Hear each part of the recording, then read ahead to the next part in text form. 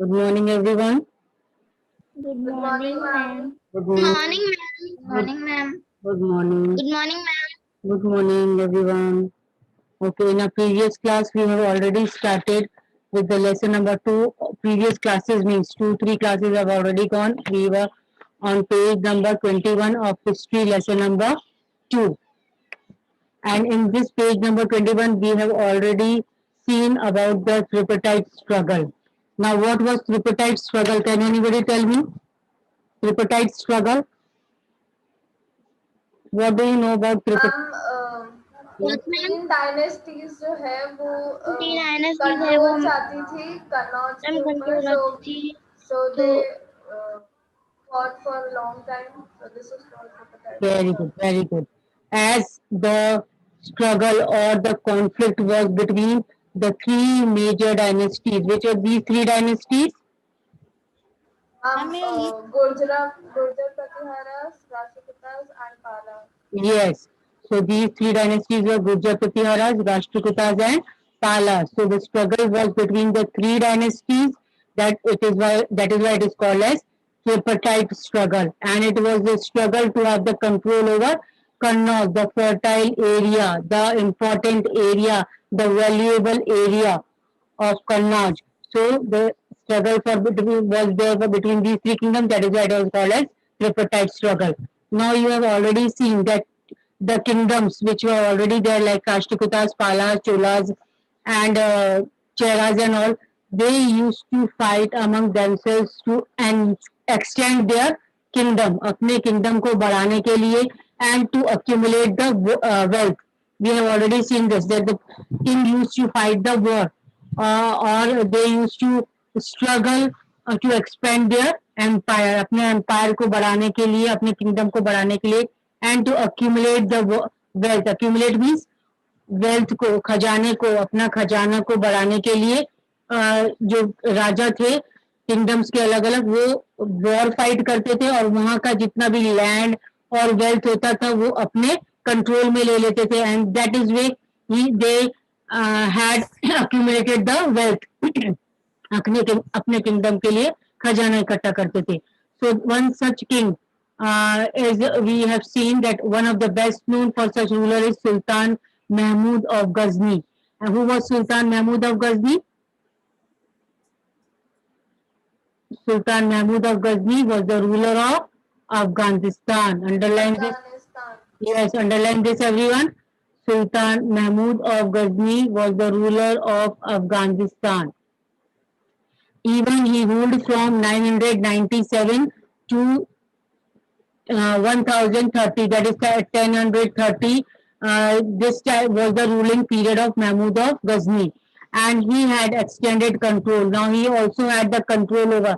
He was the ruler of Afghanistan. He was the Sultan of Afghanistan. Now, what is the word Sultan means here? The word Sultan means, it is an Arabic word. Sultan is an Arabic word that is meaning ruler. Clear? So he was the ruler of Afghanistan, but he also had the control over the parts of Central Asia, Iran, and the northwestern part of the subcontinent. Subcontinent means India. India. Here we are talking about, India. yes, ma'am what is the page number? page number 21, beta.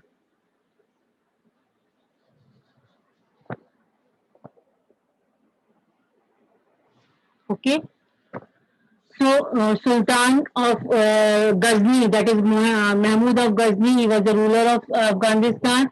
He also had the control over Central Asia, Iran, northwestern part of the subcontinent. And he raided the subcontinent almost every year. हर साल वो भारतवर्ष पर आक्रमण, raided means attack करता था. Clear? And his targets were mostly what? Wealthy temples. उसके targets क्या होते थे? Wealthy temples, जो बहुत ही temples जो जिसमें बहुत ही कीमती मूर्तियां होती थी, उसमें मूर्तियों के ऊपर बहुत ही valuable ornaments वगैरह जो होते थे. तो his main targets was to attack India every year, and the most excuse ma'am, part, yes, Sarah. Yes, what ma'am happened? Actually ma'am आपने बोला ना 21 पेज नंबर है, तो मैम मैंने निकाला 21 पेज नंबर, तो मैम मेरा मैच नहीं हो रहा, आपके आपके आपके और मेरे मैम मैच नहीं हो रहा। तो कौन सा क्या है निकल आपका ये टॉपिक? मैम ये lesson number 2 warfare for wealth, ये टॉपिक निकालिए आप। History lesson number 2 lesson number 2, history lesson number 2 warfare for wealth. This topic, take out this topic. Under this topic, first, second, third, and we are on fourth paragraph. Now it's okay. Okay, so ma'am याद तो he raided the subcontinent almost every year. His targets were wealthy temples. उसके targets क्या होते थे? Wealthy temples, बहुत ही जो wealthy, yes Lakshita. Ma'am, we have to underline this also, the northwestern part of the subcontinent. Yes, He, yes. This is the extension of the kingdom of Sultan Mahmud of Ghazni, and including the part that of Somnath Gujarat. अब उन्होंने Mahmood of Ghazni ने और कौन से temple पे attack किया था? गुजरात में जो फेमस टेम्पल सोमनाथ का टेम्पल है उस पे भी उन्होंने अटैक किया था। Clear? To accumulate the wealth, अपने खजाने में यहाँ का भी वेल्थ इंक्लूड करना। Now much of the wealth Mahmud carried away was used to create a splendid capital city at Ghazni। अब वो यहाँ से भारत में हर साल वो अटैक करते थे, यहाँ से सारी वेल्थ कहाँ लेके जाते थे? वापस अपने देश गजनी। क्लियर? और वहां जाकर के वो कैपिटल सिटी को बहुत ज्यादा वंडरफुल और अच्छा, स्प्लेंडेड मीन्स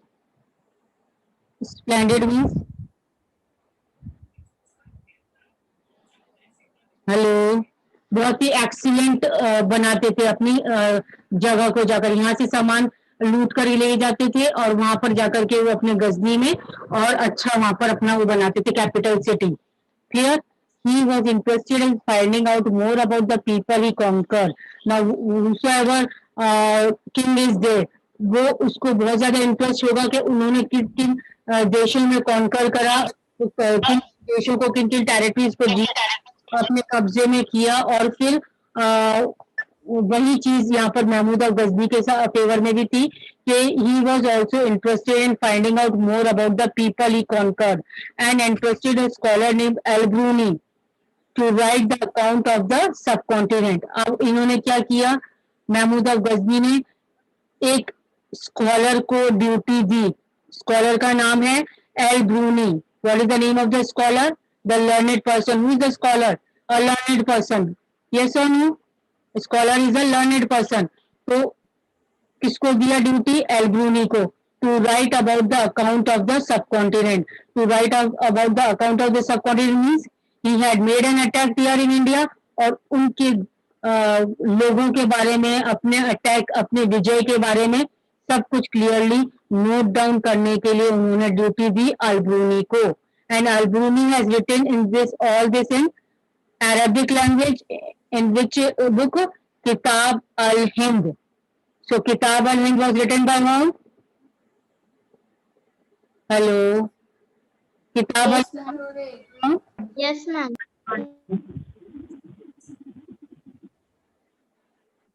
किताब अल Hind was written by whom? किसके द्वारा लिखी गई थी? Ma'am, Al Bruny. एंड किसके बारे में लिखा गया था इसमें? किताब अल हिंद की, Sultan Mahmud. हाँ वेरी गुड, सुल्तान महमूद के बारे में। क्लियर? Yes. किताब लिखी थी अल-ब्रूनी ने और सुल्तान महमूद के बारे में लिखी थी। उनका अकाउंट लिखा था जो यहाँ उन्होंने सब कॉन्टिनेंट पे अटैक किया था और कितना विक्ट्री उनको मिली थी, और इनके यहाँ पर लोगों के बारे में भी लिखा किताब अल हिंद में। Hind means Hindustan. Clear? Remains an important source of historians. He consulted Sanskrit scholars to prepare this account. He also consulted means उन्होंने एडवाइस ली। किसकी एडवाइस ली अल-ब्रूनी ने? संस्कृत स्कॉलर्स की भी एडवाइस, हाँ संस्कृत स्कॉलर्स की, संस्कृत लर्नेड पीपल की भी एडवाइस ली किताब अल हिंद लिखने के लिए। मोहम्मद गौरी के, सॉरी, मोहम्मद गौरी के बारे आपके में लिखा हुआ है किताब अल हिंद, हमारे लिखा हुआ है किताब उल हिंद। हाँ, किताब उल हिंद और अल हिंद इसी टाइप से लैंग्वेज, अरबिक लैंग्वेज में बोला जाता था। Clear? Okay ma'am, okay ma'am. Okay, the other kings who engaged in the warfare included Chahmans, later known as Chauhans. Now, other kings were also there who were engaged in the warfare, जो लड़ाई झगड़े में involved थे। और कौन सी dynasty? We have already heard about this, Chahmans. They were later known as Chauhans, who ruled over the region around Delhi and Ajmer. So, where did Chahmans or Chauhans ruled around? Delhi and कौन सी जगह पे chairman rule कर रहे थे? Delhi and Ajmer. Ajmer. Ajmer. Yes, they attempted to expand their control to the west and the east. अब दिल्ली और अजमेर में तो उनका ऑलरेडी कंट्रोल था चहमान्स का, but they also wanted to expand their power. कहाँ पर पावर एक्सटेंड करना चाह रहे थे, अपना किंगडम एक्सटेंड करना चाहते? West and east. बट इनको वेस्ट और ईस्ट में किसने अपोज किया, किसने कंट्रोल किया? चालुक्याज ने। Chalukyas another dynasty, we have heard about the name in the starting of the lesson. So now Chalukyas, who were rulers of Gujarat. Gujarat में इनका किंगडम था। And Gahadavalas, Gahadavalas of western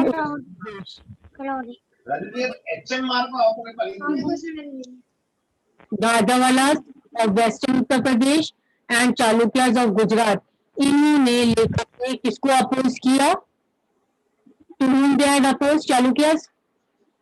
Chalukyas opposed the, yes, Himanshi, Lakshita, किसको oppose किया चालुक्यास ने?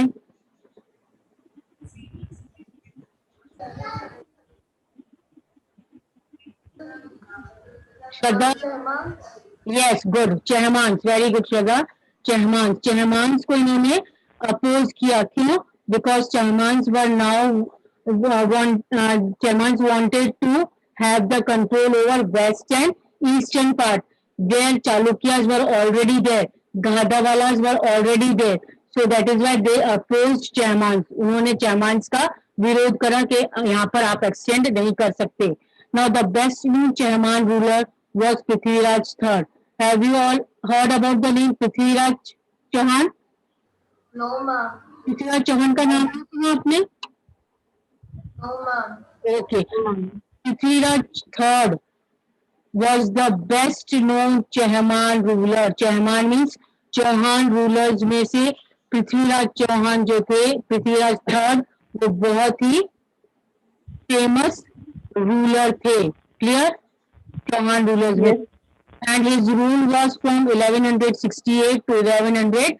1168 से 1192 तक इन्होंने rule किया यहाँ पर। Who defeated अफगान रूलर, उन्होंने एक अफगान रूलर को डिफीट करा। Now this is from here we will read about all about whom Prithviraj III, who was the Chauhan ruler. So Prithviraj III was the Chahman ruler who has defeated which sultan? Mohammad Ghori, sorry, Sultan Mohammad Gauri.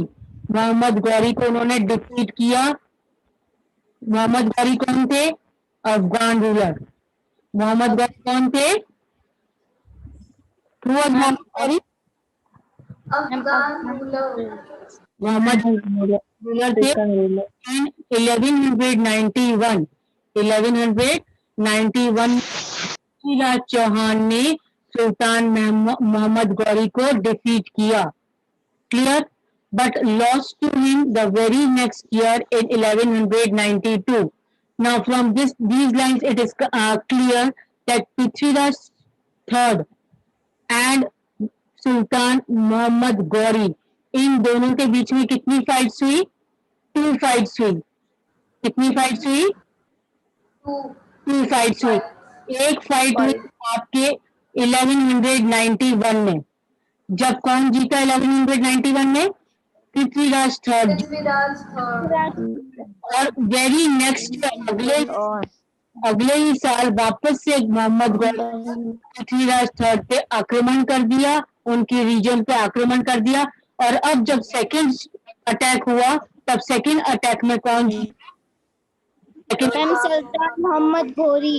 Very good Lakshita, सुल्तान मोहम्मद गौरी। तो अब समझ में आ गया how many wars were fought between Chahman ruler Prithviraj and Gauri? Two. First war, who win the war? The first Prithviraj Khan. yes. 1191. First battle was won by Prithviraj and second battle was won by Sultan Mohammad Ghori in 1992। very good. हम ये third first ये क्यों आता है नाम के पीछे? बेटा नाम के पीछे ये फर्स्ट सेकंड थर्ड करके ये डिफरेंट नाम नहीं देते थे, उन्हीं के फोर फादर्स का नाम कंटिन्यू करके ये फर्स्ट सेकंड थर्ड करते थे, नंबर दे देते थे। Okay ma'am, Yeah? Okay ma'am. Now this map is showing here about the Chola, the kingdom of Cholas. Under the kingdom of Cholas, you will read about Tanjavur, you will read about Uryur. Clear? Now from Uryur to Tanjavur, Uryur से लेके तंजावुर तक, how did the Chola rise to power? Chola kingdom ने कैसे अपना power establish किया? The minor chiefly family known as Mutiyar, sorry, the minor means एक छोटी सी royal family थी which was known as Muttariar. Clear? So it was a minor छोटी मोटी एक रॉयल फैमिली थी Muttiyar, and it held power in which region? Kaveri Delta region. Clear? So Muttariar were having power over which region? Kaveri Delta. Good, Himanshi. They were subordinate to Pallava king. They were subordinate to which king? Pallava king। Pallava king. Who were subordinate to Pallava king? Who were subordinate? Muttariar. Muttariar. Clear? It means we have already learnt about the word subordinate. कि उसके under में काम करते थे। मुत्तरियार किसके under में काम करते थे? पल्लवा रूलर्स के अंडर में। क्लियर? पल्लवा रूलिंग है in Kanchipuram. Pallava ruling in Kanchipuram. इनके अंडर में जो सामंताज, जो सबऑर्डिनेट्स रूल करते थे, वो कावेरी डेल्टा पे रूल करते थे और उनका नाम था मुत्तरियार। क्लियर? क्लियर?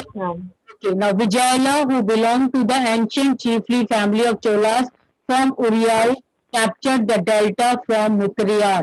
अब चोला फैमिली ने जो चोला के जो विजयला थे, विजयला कौन है? किंग है किसके? चोला डायनेस्टी के। चोला डायनेस्टी के जो किंग है विजयला, वो कहाँ पर? उरियार में रूल करते थे। और उन्होंने क्या करा? जो डेल्टा रीजन था कावेरी का, उन्होंने ये कैप्चर कर लिया मुत्तरियार से। समझ में आया? Yes, मुत्तरियार ने कैप्चर कर लिया चोलास ने। When did they captured? In the middle 9th century. 9th century के मिडिल में चोलास ने मुत्तरियार के किंगडम पे अपना पावर स्टैब्लिश कर दिया, अपने कंट्रोल में ले लिया Kaveri. Keep your mics off, beta, if you are not giving any response. Yes. He built the town of Tanjavur and the temple of goddess Nishubhashunidini there. Now this Vijayala, he also built a town of Tanjavur. Thanjavur का एक city उन्होंने बनाया और उन्होंने एक temple भी बनाया। वो टेम्पल किसका था? कौन सी देवी का? निशुम भाषु देनी। कौन सी का देवी का था वो? ऋषभभाषिनी। Very good. हाँ, you can make the words like निशुम भाषु देनी। Yes Tarun? The successors of Vijayala. अब successors of Vijayala means Vijayala के बाद जो राजा हुए, conquered neighboring regions and kingdoms grew in size and power. अब विजयला के बाद भी जो भी राजा बने चोला डायनेस्टी के, उन्होंने भी यही काम किया कि वो एक किंगडम से दूसरे किंगडम पे अपना पावर स्टैब्लिश करने लग गए, रूल करने लगे. क्लियर. और इस तरीके से चोला डायनेस्टी ने अपना साइज और अपना पावर एक्सपेंड किया, ज्यादा से ज्यादा बढ़ाते चले गए.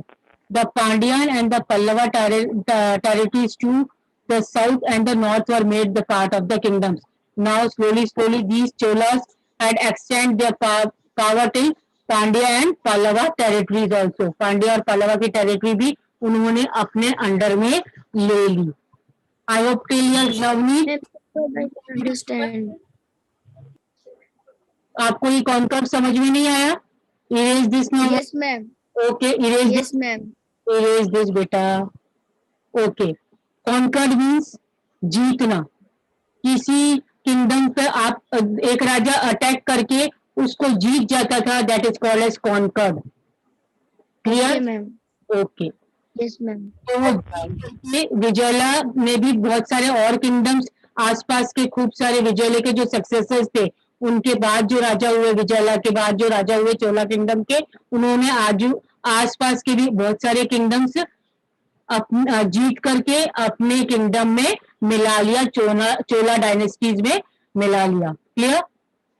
Yes, ma'am. पांड्या और पल्लवा भी थे.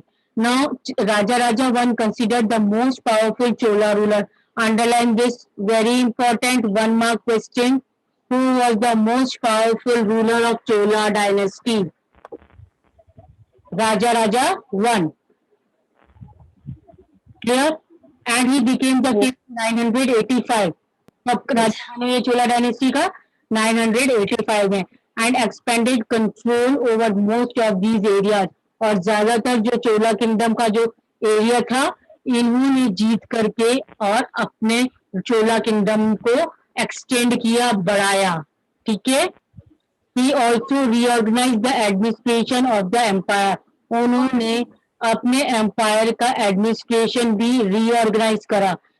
अपने एम्पायर का एडमिनिस्ट्रेशन मीन्स अपने एम्पायर को कैसे एडमिनिस्ट्रेट करना है, कैसे गवर्नमेंट फॉर्म करनी है, वो सब उन्होंने वापस से अच्छे से ऑर्गेनाइज, अच्छे से प्लान्ड वे में ऑर्गेनाइज किया. Raja son. Underline this also. Was the son of Raja Rajendra I. He continued the policy and even raided the Ganga Valley, Sri Lanka and countries of Southeast Asia, developing a navy of these expeditions. Now, continuing the policy of his father, अपने पापा की policies पे continue करना. क्या थी उसके father की policies? के अपने राज्यों को एक्सपेंड करना, अपने किंगडम को एक्सपेंड करना. So Rajendra I also continued the same policy. He also raided the territories nearby and extended his empire under Rajendra I. Now Chola dynasty also expanded. Now he raided. उन्होंने किस किस पे attack किया? Sri Lanka, Ganga valley and the countries of Southeast Asia, developing a navy for these expeditions. और एक तरीके से powerful army, navy means powerful army उन्होंने मेंटेन की, ताकि वो इस तरीके से दूसरी किंगडम्स पे, दूसरी टेरिटरीज पे अटैक करके अपना पावर स्टैब्लिश कर सके. I hope clear, it is clear. Yes. Okay. Now, splendid temples and bronze sculpture. Splendid temples means splendid. Splendid means, you can write down the meaning, most excellent or wonderful temples. Splendid means excellent or wonderful temples. Meaning जो बताती हूँ आप side में लिख लीजिए with the pencil. And bronze sculpture. Sculpture means, sculpture, what is sculpture? Art. हाँ ma'am art. Art of what? Art of drawing, art of painting. Then ma'am art of stone. Ma'am stone. Art of stone. art of carving. Sculpture means art of carving. Write down your art of carving on the hard material. अब वो stone हो सकते हैं. Ma'am what is out of carving? Carving. CARVING. Carving. जैसे अपन we can take the walls या कोई metal पे curve करते हैं ना, कोई पॉइंटेड थिंग से, और आप कार्व करना Yes, ma'am. कुछ बनाना चाहते हैं, तो that is called sculpture. Yes, ma'am. Art of carving on hard material. It can be wood, it can be metal, or it can be walls, stones also. Clear? So now splendid, excellent or wonderful temples. Bronze sculpture. Bronze means bronze is a metal. Bronze is a metal. As gold, silver, iron is there. That the same way bronze sculpture is bronze के ऊपर, metal के ऊपर तांबा. Now the big temples of Tanjavur and Gangaikonda Cholapuram. The big temples of which regions? Tanjavur and Gangaikonda Cholapuram. Gangaikonda Cholapuram. So big temples of Tanjavur and Gangaikonda Cholapuram, built by Raja and Rajendra, are architectural and sculpture marvels. बहुत ही best और wonderful work है ये राजा और राजेंद्र चोला के time के ये big temple जो बनाए गए. कहाँ पर बनाए गए? तंजावुर और गंगाईकोंडा चोलापुरम में. Clear? Chola temples often became a nuclear of settlement. अब चोला जो टेम्पल्स बनाए गए तंजावुर और गंगाईकोंडा चोलापुरम में, या और भी कई जगह पर जो टेम्पल्स बनाए गए चोला रूलर्स के द्वारा, they became the nuclei of settlement. Nuclei means most important settlements. Nuclei means important part, or we can say central part of the settlement. Settlement किसके settlement? People settlement. People settlement. लोग यहाँ पर जो temples बनाते थे राजा लोग, उनके आसपास आकर के रहने लग जाते थे. Clear?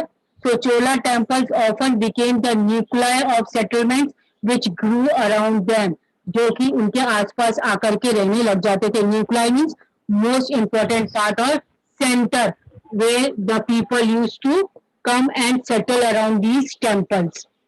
These were centers of craft production. अब यहाँ पर क्या होता था? Around the temples, craft production was also there.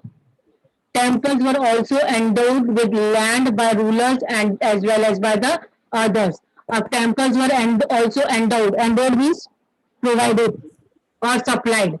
Temples were also provided with the land by rulers as well as by others. Means temples जो थे उन temples को राजा लोग या कोई दूसरे लोग भी, नॉर्मल लोग भी, उनके पास जो लैंड होती थी वो डोनेट कर देते थे. किसको?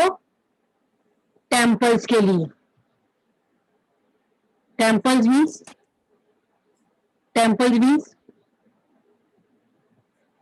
हेलो, मंदिरों के लिए यस, भूमि दान करते हैं मंदिरों के लिए.